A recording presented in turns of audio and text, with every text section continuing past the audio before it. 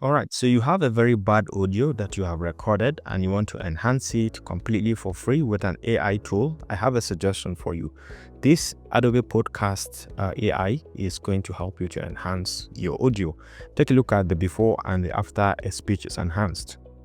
I'm in a conference room with the window open, and it's pretty echoey in here too. Not the best place to record audio.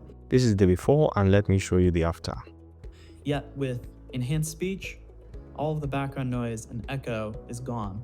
Fantastic. So you can do that by just coming over to podcast.enhance.com. You can log in. You can just log in with any of your Gmail account. It is free.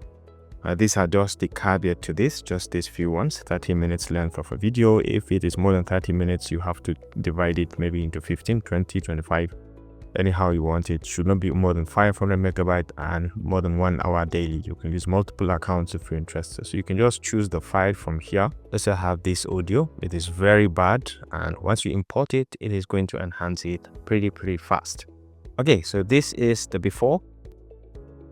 Global GPT, just like this, and hit an enter. You can see it over here, Global GPT. Very bad. This is the after. Free AI tools, all in one access,